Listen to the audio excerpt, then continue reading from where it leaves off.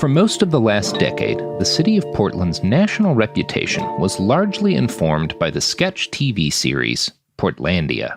The show began airing in 2011, right at the start of the relevance of the word hipster. It portrayed Portland as something of a stereotypically loony liberal paradise, a place where people know the names of the chickens served in their restaurants. This image dogged the city until 2017 and the beginning of the Trump years. For millions of Americans, the first time they heard about Antifa or saw images of people in black bloc was from news footage of the street fights that grew increasingly endemic to Portland as the Trump years wore on. But anti-fascism has a long history in the City of Roses, one that goes back further than the reign of Donald Trump. Rose City Antifa is the oldest organization in the United States with Antifa actually in its name. It formed in 2007 as part of a local effort to stop a music festival from the neo-Nazi Hammerskin Nation. The festival was supposed to be coming to Portland, and RCA was successful in stopping it. The organization has continued up to the modern day. While its members do take place in street actions to counter fascist demonstrations, the bulk of their organization's work happens online, revealing and doxing white supremacists and other fascists. The history of anti-fascist organizing in Oregon goes back a lot further than even RCA, though. As we discussed in Episode 1, Oregon is the only state that was founded to be whites only. The Klan had an overwhelming presence here in the 1920s. In the early 20s, virtually every member of the Portland Police Bureau was a member. The first president of the Portland Police Association was a former member of the German-American Bund, an organization established by the Nazi Party. Oregon in particular, and the Pacific Northwest in general, has held a special place in the hearts of white supremacists for more than a century. In the 1970s and 80s, the Klan saw another surge, and Nazi terrorist groups like the Order carried out a string of successful attacks. White supremacist ideologues began floating the idea that the Pacific Northwest might be the perfect place for a white homeland. The idea was that, since the PNW is already one of the whitest parts of the country, Nazis would have an easy time moving here and forcing non-whites out through violence. This idea was most directly pushed by a man named Harold Covington, with the now-defunct Oregon-based organization Volksfront. Covington coined the term Northwest Imperative to describe the white supremacist drive to conquer the Pacific Northwest. As the Nazis flooded into Oregon, Idaho, and Washington, anti-racists started organizing to oppose them. The group Anti-Racist Action was formed in Portland in 1987 and is probably the most direct ancestor to Rose City Antifa and contemporary anti-fascist groups. For years, the men and women of Anti-Racist Action, or ARA, battled fascists in the streets. People were sometimes killed and often grievously wounded. Mike Crenshaw grew up in Illinois, but moved to Portland in 1992.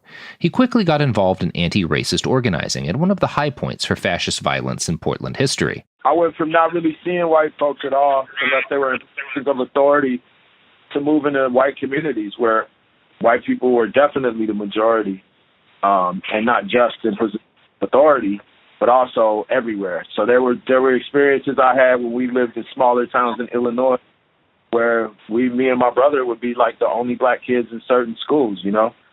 And then Minnesota, often being in public, being in a grocery store, or being in downtown, you know, you're one of very few black folks. So by the time I was a teenager, you know, I remember going down south, like to visit people in Alabama and Mississippi, and being afraid that the Klan was going to get us, you know, being afraid that if we were out in the woods at night, that the Klan was going to get us, because the racial terror that was a reality for our people in America was something that we had learned about, you know, and we had seen pictures of it in magazines, and we might have even known some people directly or indirectly who've been killed, you know, as a result of racism or mob violence or police brutality or something. So, you know, there's always a sense of fear associated with just existing here, you know. And that said, being a teenager on the streets of Minneapolis, I understood that the Klan, you know, since early childhood, and being scared in the night and stuff like that, I understood that the Klan was a violent racist terror organization. So when I was in the hardcore punk scene, you know, as a black kid, again, one of the only people in that social scene, in that subculture that was black, when I heard that neo-Nazis were coming around, I had a very visceral reaction to it. I was like, wait a minute. These people that hide behind masks and wear sheets, you know, to conceal their identity, that have been lynching us for hundreds of years, these people feel comfortable being part of the community and being out front about it. So when I heard that, I had a very, like, almost immediately I had a militant reaction. I was like, oh, hell no. That's not acceptable. And, you know, being a young man and hanging out on the streets, having already dealt with physical violence and being ostracized and bullied and beat up, this is part of growing up in Chicago. That's just normal, you know. Having to fight all the time and stuff, there was no way I was letting that go down. Mike had moved to town just a few years after probably the single most defining moment of the modern struggle against white supremacy in Portland, the 1988 murder of Mulugeta Seraw. Seraw was a 28-year-old Ethiopian immigrant who lived in an apartment complex at the intersection of Southeast 31st Avenue and Pine Street. His building was adjacent to the building where Nick Heiss, a member of the racist skinhead group Eastside White Pride, also lived. On the night of November 13th, as Seraw returned from a party, Nick Heiss, Kenneth Miski, and a crew of other racist skinheads rolled into the same parking lot. They were drunk, and their blood was up from a night of distributing white supremacist propaganda. The propaganda Miski and his friends had put up all night belonged to a group called White Aryan Resistance, or WAR, which was led by the recently deceased Nazi Tom Metzger. At this point, Tom lived in Southern California, but over the last few years, his organization had increasingly propagandized to disaffected young white men in Oregon. The goal of Metzger's propaganda was to promote racial violence, and on the night of November 13th, he succeeded. According to eyewitnesses, Miski and two other Nazis pulled their vehicle up in front of Seraw's parked car. The Nazis' girlfriends were also in the vehicle, and they egged their partners on with cries of, "Let's kill him! Let's kill him!" And that's exactly what they did. Miski hit Mulugeta from behind with a baseball bat and kept beating him after he dropped, while his fellow Nazis kicked the prone man with steel-toed boots. Mulugeta Seraw died of his injuries. His killers were convicted of murder. They pled guilty and never faced trial. Morris Dees, head of the Southern Poverty Law Center, sued Tom Metzger in civil court and won a landmark judgment against him. The lawsuit established the legal precedent that someone like Metzger had what's called vicarious responsibility for Seraw's death, because Metzger had good reason to know that his actions and the propaganda he put out would lead to violence. The murder of Mulugeta Seraw was a galvanizing moment for the Portland anti-racist community. By the time Mike Crenshaw showed up, everyone knew what the stakes were. I had a group of friends that I was hanging with, you know, and we were all identifying with the anti-racist skinhead element as that's who we wanted to be. And so when we heard these neo-Nazis had organized themselves with the leadership of the Klansmen into a gang called the White Knights, we decided that we were going to confront them, and we did it. We confronted them. We gave them an opportunity to share their views. We said, "Are you guys white power?" And they said, "Yeah." And we said, "Look, the next time we see you, we're going to ask you again. And if you are still white power, then we're going to fuck you up." You know, that's what happened. Some of them changed. Some of them denounced it. A couple of them actually defected. But for the ones who didn't, that became the beginning of a long, protracted period of violence. You know, a few years went by where we were literally fighting daily, and it was heavy, man. In addition to anti-racist action, the group Skinheads Against Racial Prejudice also confronted Nazis in the streets of Portland. The podcast series It Did Happen Here, not to be confused with my own podcast series It Could Happen Here, documents the story in more detail than we can afford to do here. But it's fair to say that the murder of Mulugeta Seraw informs the tactics of many anti-fascists in Portland to this day. The basic idea is that if you allow these people to organize and gather unopposed, they will commit murder. It's just a matter of time. In 2017, after a solid year of Patriot Prayer and Proud Boy gatherings and the attendant street fights they provoked, Jeremy Christian murdered two men on a Portland Max light rail train. This had an equally galvanizing effect on the city's anti-racists. Things, of course, escalated further after Charlottesville, and the year 2018 in the city of Portland was one of the bloodiest years of fascist violence faced by any city in the United States. We crooked.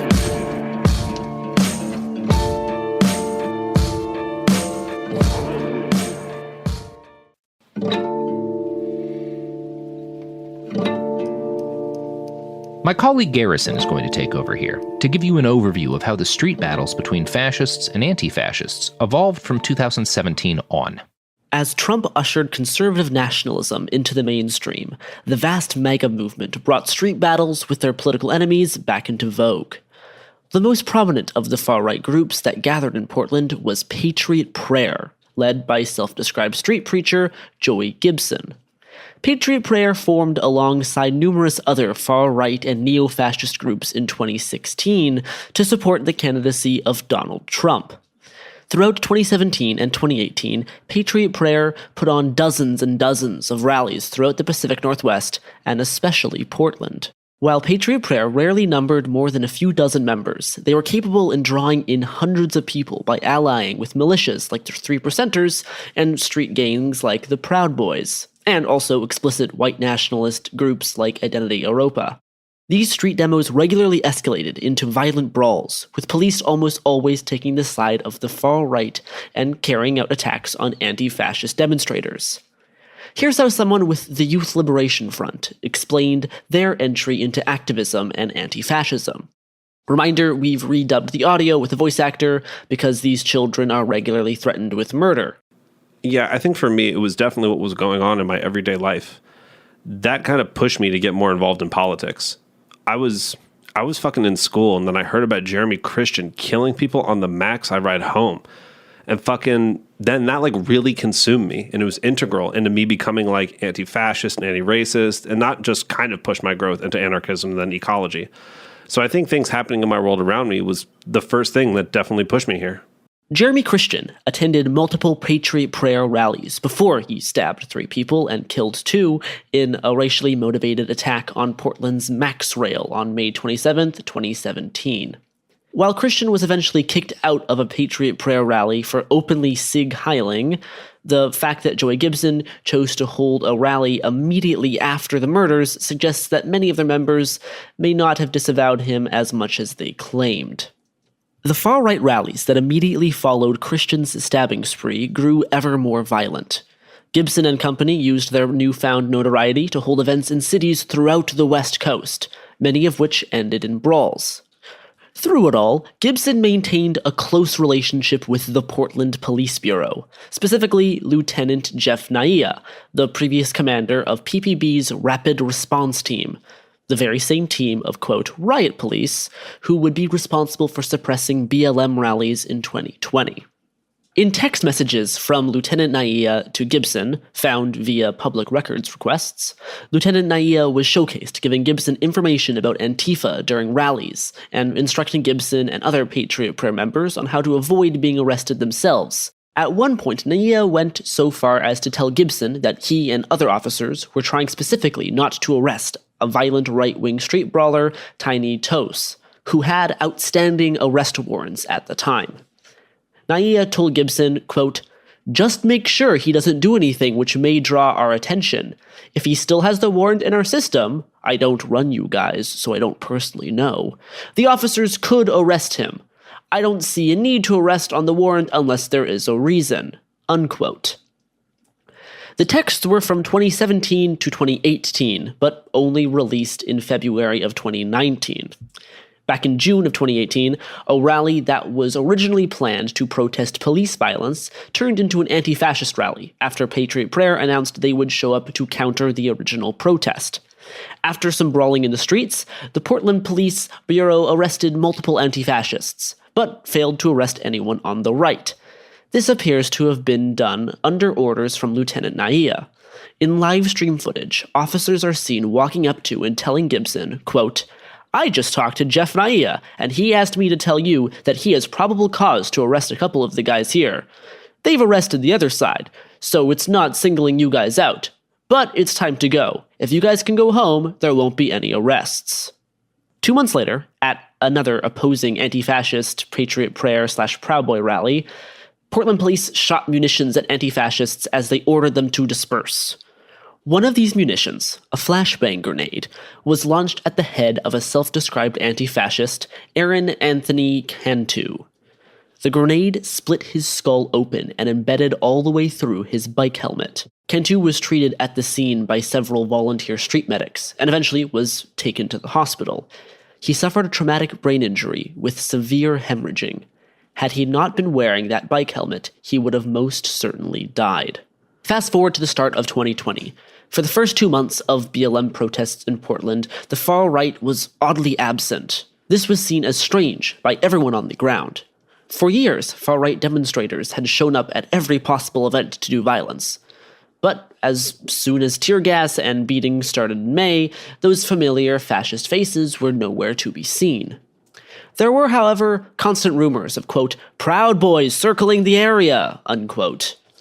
And every once in a while, a random local fascist would show up briefly. Also, during the day, some would wave Blue Lives Matter flags in front of the JC. But for the most part, the right wing was mostly absent. Until August. August 16th started out like any normal day in Portland during the summer of 2020. By this point, the Fed war was over, and there were small gatherings of protesters throughout the city at a different location each night. On the 16th, people were back at the Justice Center. During the afternoon, there were the standard speeches about police abolition, and as the afternoon turned into the evening, people started meandering around. At around 10 p.m., a small group who had appointed themselves as, quote, protest security, attempted to aggressively escort out someone from the parks around the JC for unknown reasons.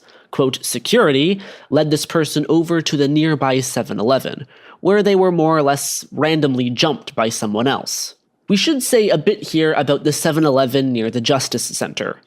Early in the summer, it had earned the nickname Comrade 7-Eleven, because the workers inside repeatedly pulled in protesters to rescue them from police bull rushes and clouds of tear gas. Unfortunately, as the summer wore on, the 7-Eleven became a gathering place for less savory individuals who coalesced at the fringes of the movement. Street fights, some involving people tangentially involved in the protests, and others involving drunk people who just wanted to fight, became an almost nightly occurrence. It was not uncommon to see puddles of blood in the intersection leading to the 7-Eleven. So it was not super surprising that the person, quote, security, pulled out of the protest, got jumped near the 7-Eleven. After getting punched, chased, and tackled, he ran away, but, quote, security stayed out in front of the 7-Eleven. A woman nearby approached them and asked what was going on. The, quote, security then got aggressive with her. Other people near the 7-Eleven, whose affiliation is unclear, began stealing her stuff, a backpack and skateboard. She then chased people around and tried to pepper spray the people stealing from her. Videos filmed at the time suggest that most of the people involved in this fracas were very inebriated. While all this was going on, another person arrived at the 7-Eleven. He parked his truck outside and attempted to de-escalate this tricky situation. A small crowd of around 20 people formed around the woman who had been attacked. Upon hearing this woman had, quote, maced people, the small group got aggressive. A few people threw water bottles. Someone who had been caught in the pepper spray crossfire ran up and began punching this woman. Violence waxed and waned for several minutes, and then the man with the truck repeatedly tried to de-escalate the situation. Eventually, he gave up and got into his truck again, which made a weird sound and lurched forward after he turned it on. One of the self-appointed security people then walked up to the driver and began to hit him through the open window. A couple people also began hitting the truck driver's girlfriend, who had walked around the truck toward the small crowd. While all this was going on, a much larger BLM demonstration was occurring a few blocks away. I was there at the time, and I didn't even know any of this was going on. But some BLM protesters noticed the commotion and wandered over to the 7-Eleven and tried to stop people from attacking the truck driver and his girlfriend. The driver, still under attack from his window, revved his engine a few times, and when the road was completely clear, he drove away. But he crashed about 3 blocks away from the 7-Eleven. The self-appointed security people chased after on foot, and when they arrived at the crash site, one of the, quote, security people pushed the truck driver onto the ground and stopped him from leaving or walking around. The truck driver explained that he wasn't trying to hurt anybody, and this angered one of these so-called security people, who then began punching and kicking the truck driver who was already on the ground. The 2 other self-appointed security tried to restrain this one security guy who was repeatedly hitting the truck driver. But this agitated security dude was able to break free and brutally kick the truck driver in the back of the head, briefly knocking him out. volunteer street medics rushed to the scene from the protest a few blocks away to provide aid. This was a terrible, confusing, and profoundly avoidable series of events. It had very little to do with Portland's BLM movement, save that a small number of self-appointed security had been present at the protest before this brawl started. This is not how it was presented in right-wing media, which portrayed the whole situation as a mass BLM gang assault on a white man for no other reason than his skin color. Much of the disinformation came courtesy of the far-right blogger and social media personality Andy Ngo. Ngo had gained popularity among the right in the past few years by writing about the dangers of Muslim immigrants and fear-mongering about Antifa. In the past, Ngo had also selectively live-streamed and filmed Antifa and Patriot Prayer/Proud Boy rallies. At one of these rallies, he was assaulted with milkshakes and punched and shoved several times. This was a little after Ngo had been present to selectively film a right-wing assault at a local left-wing hangout that left a woman hospitalized with severe injuries. Ngo had presented the scene to look like right-wingers were defending themselves, but in actuality, they initiated this brutal attack. And it was later found out that Ngo was actually at the planning of this violent assault. In some footage secretly filmed, Ngo is seen laughing as Patriot Prayer members discuss beating up left-wing activists and so-called communists. After he was beat up, Ngo raised hundreds of thousands of dollars and mostly stopped going to protests himself. Instead, he either embedded footage from actual on-the-ground journalists or used stolen footage from various far-right accounts that download, edit, and repost footage from protests. All the footage Andy Ngo shares about this head-kicking incident is heavily edited, to make it unclear to his followers what is actually happening, and to make Ngo's twisted narrative more believable. Ngo started posting about the truck driver assault by describing Portland as being, quote, occupied with BLM and Antifa rioters, unquote, further saying that the man had simply crashed his car, and that, quote, the mob had pulled him out of his vehicle and, quote, beat him senseless. With Ngo, there are always attempts to paint Portland as being full of, quote, Antifa mobs, roaming the streets looking for anyone to beat up, with the police never actually showing up to stop these dangerous Antifa, which this is of course far from the truth. The police themselves quickly showed up to this very incident after the head kick and arrested the perpetrator as soon as they identified him. Ngo continued to post other people's clips while describing, quote, rioters and, quote, the mob attacking this man. But in the videos he shares, it's almost entirely one person doing all of the violence, and other members of this, quote, mob trying to physically restrain this main person from hitting the truck driver. In a clip of people trying to provide first aid, Andy describes, quote, rioters, when no riot was actually declared that night, standing over the truck driver's unconscious body after, quote, they beat him up. Ngo also writes, quote, they pour water on him, as if people are just doing it for fun. Now, water isn't actually poured on the person in the video. Ngo captions that on, but in other videos you can see water being poured on his head to both clean out the wounds and to attempt to wake him up. Andy then posts about the altercation that took place prior to the crash, saying that, quote, the BLM mob is beating a blonde woman, referencing the truck driver's girlfriend. And just as before, the video actually shows two people from the crowd in front of the 7-Eleven trying to hit this older woman, as many of the people from the actual protesting crowd tried to protect her. Ngo makes a post talking about the man that kicked the truck driver in the head, saying, quote, he's part of the marauding BLM security at the protests in Portland. These are the people protesters want to replace the police with. Now, this is simply an unverified and false claim.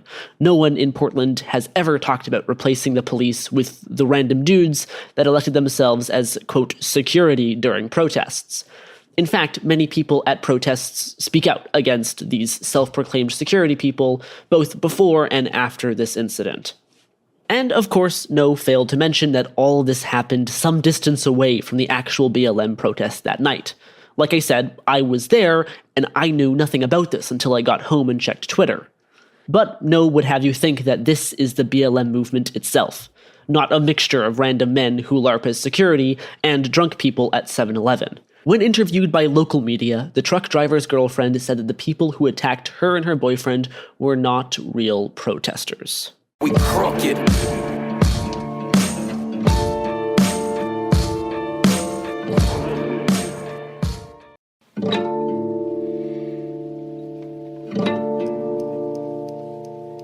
For months leading up to this incident, the far right had seemed almost afraid to get involved in Portland's protests. Some of this was likely due to the terrifying police violence, but we suspect the larger factor was that, over the weeks, Portland's BLM protesters had been hardened by that violence and grown skilled at standing up to it as a unit. Prior to the 16th, there had only been 2 truly noteworthy far-right attacks on protests. One came courtesy of a former Navy SEAL, who allegedly threw an improvised explosive device at a small crowd of activists after a demonstration. And on August 15th, a group of right-wing protesters, including many former Patriot Prayer members, held a flag wave outside the Justice Center. Numerous attendees assaulted and maced left-wing counter-protesters. One attendee, longtime far-right rallier Skylar Jernigan, fired his handgun into the crowd. He failed to hit anyone and was arrested a few days later, but the incident presaged rising tensions that would break out into mass violence just a week later. Online rage over the assault outside of the 7-Eleven, and long-simmering anger over the BLM movement, which had seemed to capture the city's entire interest, inspired a coalition of different patriot groups to plan a rally for the 22nd. The attendees would turn out to be a serried melange of far-right and outright fascist demonstrators. Members of the Proud Boys made up the backbone of the force that showed up in front of the JC on the 22nd, but there were also neo-Nazis and militiamen. The individuals who showed up were only bound by 2 things: performative support for police who assaulted leftists, and a desire to do similar violence themselves. These men and women showed up ready to fight. They wore armor, carried paintball guns with frozen paintballs, cans of bear mace, telescoping batons, knives, and firearms. The start of the demonstration was set for 12 noon. By the time Garrison and I arrived on scene, several dozen right-wingers were already present. Standing across the street were less than half that number of anti-fascists. The vibe was immediately tense, but not immediately violent. A pro-BLM bicycle protest drove through the street in between both groups, followed by a crowd of several dozen bikers for Trump and men in trucks waving Trump and Back the Blue flags. While all this happened, more fascists and far-right demonstrators continued to arrive. Their numbers hit 100, then 200, while the forces countering them remained relatively small. At around 12:10 p.m., a massive street fight broke out. As best I could tell, it started when a local activist in a wheelchair pulled up in front of one pro-Trump biker. People surrounded both of them, both sides collided, and then there were fistfights, mace, and shoving. I can't even tell you who started it.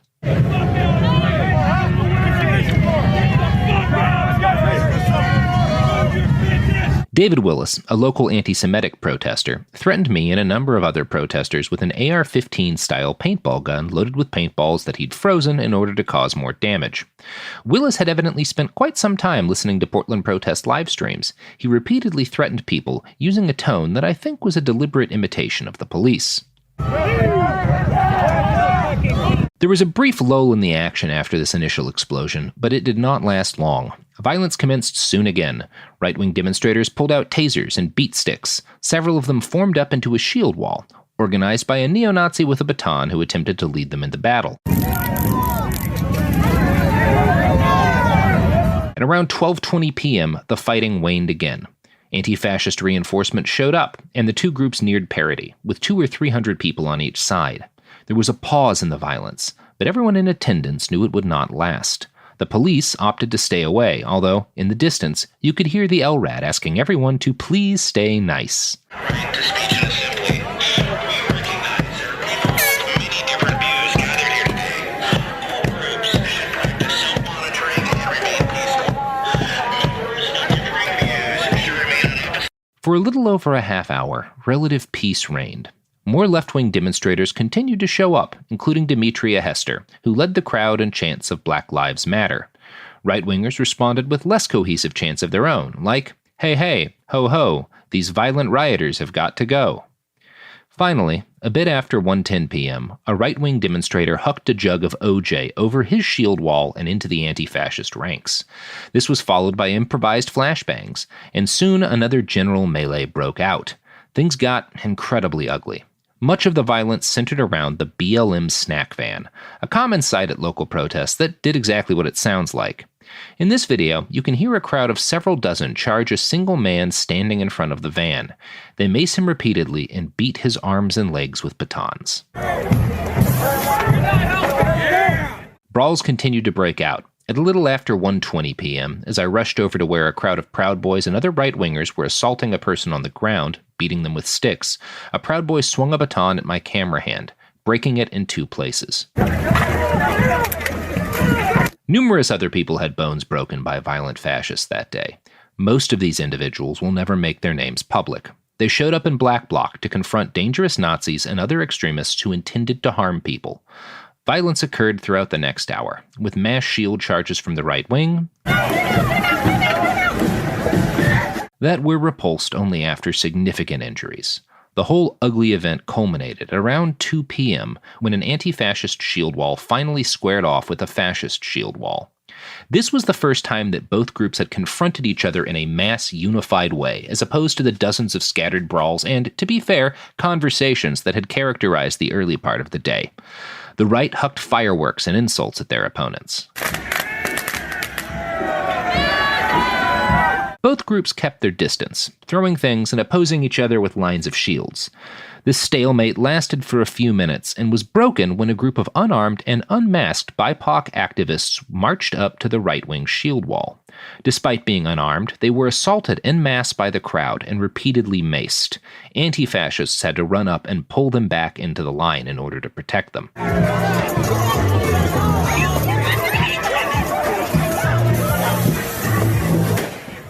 The sheer volume of mace deployed by the right wing worked against them, though. Unlike their opponents, who'd spent the summer getting tear-gassed, the right wing had very few gas masks or respirators. They blinded themselves with their own poison. Then one anti-fascist hucked a firework into the middle of the half-blind shield wall, and the entire line panicked, and eventually broke and fled. They briefly ran to the nearby IRS building, begging the federal agents inside for help. When they were denied help, the right-wing crowd retreated and gradually dissipated. August 22nd would mark the largest confrontation between right and left in Portland during the summer of 2020, but it was not the deadliest. That title would be earned the next weekend, when a Trump cruise, which consisted of several thousand pickup trucks and other vehicles flying Trump and Thin Blue Line flags, rolled through the city of Portland, and eventually through downtown Portland. There was violence at this event, but it was much less cohesive. Several groups of Trump supporters fired paintball guns and mace into crowds from moving vehicles. The crowd this day, however, was less extreme than the smaller crowd on the 22nd. Some Trump supporters even went to the aid of people who were injured by other Trump supporters, and in general, the overall group was much less ready to fight, at least in an organized way. But the sight of thousands of pickup trucks blaring flags and, of course, the assaults from a number of members of the Trump cruise meant that anxiety was extremely high among Portland protesters. And, of course, contributing to this was the fact that the previous 2 weekends had involved heavy violence and gunfire. One individual had fired a handgun in warning during the protest on the 22nd, in addition to Skylar Jernigan's shots into a crowd the week before. So, understandably, everyone was very amped up. And while the train of mounted Trump supporters eventually passed through town without serious life-threatening violence, events at the periphery of the caravan would shortly lead to the first fatality of Portland's 2020 protests. The conflict occurred as 2 right-wing demonstrators, both of whom had been present at the 22nd, were walking home. Jay Danielson and Chandler Pappas were regular Patriot Prayer marchers. Both carried handguns, batons, and mace. The exact sequence of events is unclear, but as best we can tell from since-released surveillance footage, Pappas and Danielson seem to have attacked a pro-BLM and anti-fascist demonstrator named Michael Reinhold. Reinhold responded to their mace with gunfire, killing Danielson and nearly hitting Pappas. Reinhold ran and fled the scene immediately, disappearing into the city. For several days, his identity was unknown, and details around the shooting were completely obscured. This did not stop the right-wing media and President Trump himself from turning Danielson into a martyr. Calls to brand Antifa a terrorist group reached a fever pitch. When Reinhold's identity was revealed, much was made of the fact that he identified with both BLM and Antifa. The right-wing disinformation ecosystem took this as evidence that Antifa and BLM were both part of some shadowy, organized plot to overthrow the United States government. The reality is that anti-fascist activism and the goals of Black Lives Matter have always been deeply tied, as Max Smith attests. Does that mean I'm part of an Antifa group? No. Am I an anti-fascist? Absolutely, because how can you not be, right? That only makes sense. And And so I think it's again one of those things that gets like thrown into the media as a buzzword that doesn't actually mean anything. And that's only doubled down on by like our president and people like that who just continue to use words they don't understand because they think that they're explosive. When in reality, the Antifa guys, you know, the Antifa, the Rose, the City, Antifa, whatever, are really like a bunch of like guys that do like research and stuff for the most part and get us information. I've long used contacts to get like information, like who is this gang, who, you know, what is this tattoo on this white supremacist I've been seeing over here. That's really what I've used them for. You know, the people that I know that identify as Antifa. But other than that, I mean, it's just an ideology. So it's weird to see people ask questions like, "Are you Antifa?" And I'm like, "What does that mean?" Or is BLM has been taken over by Antifa? And BLM even is one of those statements that, again, kind of like Antifa, it doesn't actually mean anything. You know, there's no a Black Lives Matter a chapter here, like national a chapter here that I'm aware of, and people always say, you know, like this stuff takes away from the spirit of a Black Lives Matter. But then they'll also turn around and say Black Lives Matter is a Marxist organization run by, you know, the LGBTQ. So, and say that it itself is, you know, is a swoop. So there seems like there's like a lot of things and people have their ideas about these factions or groups or whatever. But in reality, these people aren't a part of any of that. Most of us are not a part of any actual a group of anything. We're just out here, you know, fighting for our rights and for the rights of our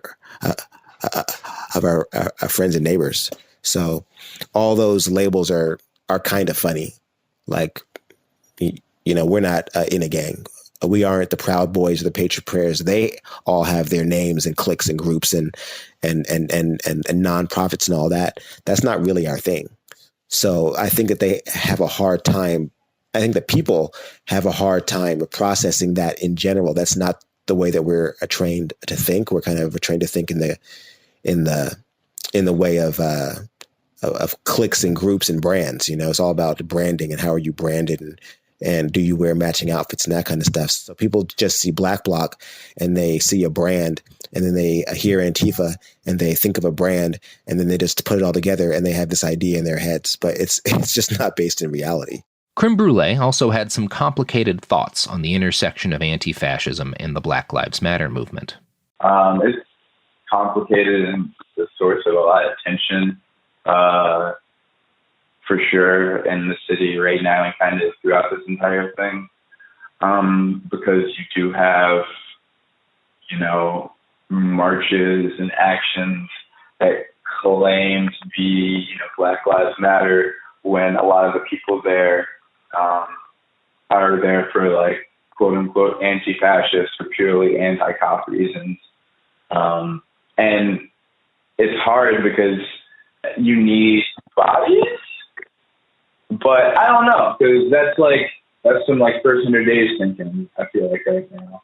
I feel like there's a lot we've learned about that and about, I think, direct action in general and protest in general.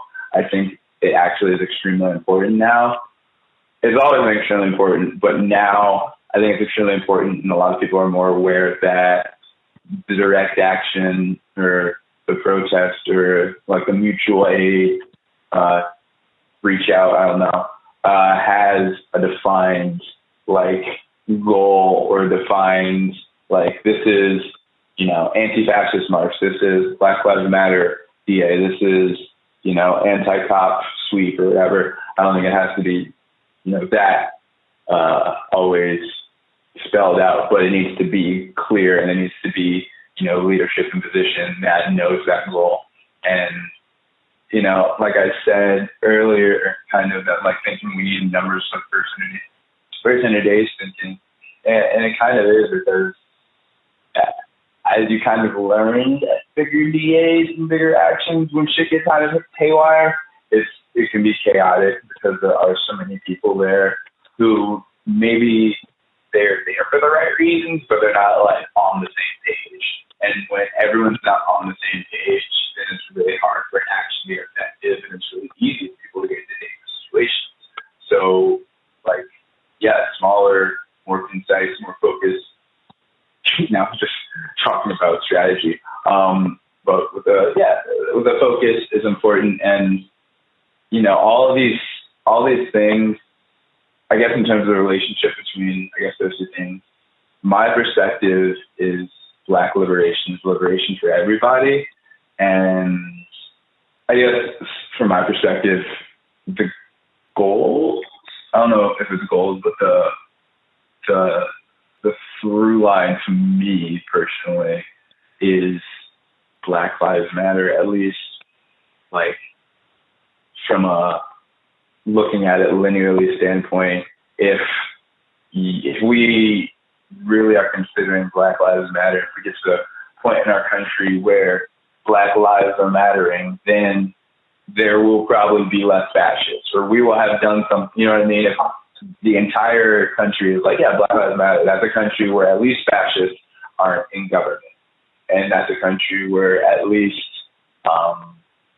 there's probably, if not abolished police, less police presence, or police that respect Black people. And police, since they respect Black people, clearly at least, if they respect Black people, they respect everybody. So for me, through line, and like, that's also, I think, evidenced by that's what started all this, is Black Lives Matter. And I don't know, I'm not happy there's like sub-factions, or there's kind of these multiple ideas existing within a movement about the goals, but that is the reality of the world we live in, and can only work together because we do all have common goals. The actual nuance in the discussion was lost in the national reaction to Jay Danielson's death. As soon as Michael Reinhold admitted to the shooting, claiming self-defense in a Vice video, a manhunt ensued to bring him down. The U.S. Marshals caught him in early September, and Michael was gunned down near where he'd been hiding in Washington. Initial reports spoke of an exchange of gunfire, but later evidence revealed that Michael had not fired while officers shot dozens of times at the vehicle he was in. In mid-October, at a campaign rally ahead of the November election, President Trump bragged that he had used the U.S. Marshals as, more or less, a death squad, saying, "We sent in the U.S. Marshals. Took 15 minutes, it was over. 15 minutes, it was over. We got him. They knew who he was. They didn't want to arrest him. In 15 minutes, that ended. Anyway, and they called themselves peaceful protesters." Right-wing rallies and violence would continue throughout the remainder of the year. It was, however, notably lower key than it had been before. Several hundred Proud Boys rallied on the weekend of September 26th, but both sides were kept largely apart. Less than a week before the event, Eugene Antifa had released a set of leaked chat logs from a group called Patriot Coalition, who would help plan events on August 22nd as well. The chats, which I reported on alongside Jason Wilson for Bellingcat and the UK Guardian, included threats to shoot members of the ACLU and legal observers, as well as embryonic plans to kidnap the governor of Oregon over the state's COVID-19 lockdown. The governor convened a press conference after these reports and threatened to use the state's long-dormant anti-paramilitary laws if there was mass violence by the Proud Boys. On September 26th, police kept anti-fascists and fascists apart. A number of Proud Boys did do violence, assaulting several members of the press who came to cover their event. But no mass 1,000-person street fight ensued this time. In fact, after the 26th, far-right street activities seemed to ebb for several months. There were small Back the Blue rallies, which often involved right-wingers macing counter-protesters and threatening them with firearms, and, of course, involved anti-fascists doing things like breaking the windows on their cars. But mass violence failed to ensue. It seemed, for a while, as if the far right had spent itself in August of 2020. This would turn out to be untrue, of course. We're recording this episode just 2 weeks after the capital of the United States was sieged and occupied briefly by hundreds of far-right, fascist, and white nationalist demonstrators on January 6, 2021. This event was signposted by an attack by far-right insurrectionists on the city of Salem, Oregon's capital, just a few days earlier. The whole chain of events further reinforced Oregon's reputation as something of a national bellwether for far-right violence. What the anti-fascists of the Rose City endured in the late summer of 2020 came home to the capital of the entire country just a few months later. word to grandpops who couldn't fathom the Obamases. I don't hate America, just a man, she keeps her promises. 20 teens looking like the 60s, it's crazy. A nationwide deja vu, what my people supposed to do. Go to schools named after the Klan founder. Word round town is y'all don't see why we frowning. Native American students forced to learn about Winopera Sarah. How is that fair, bruh? Some heroes unsung and some monsters get monuments built for them, but ain't we all a little bit of monster? We crooked.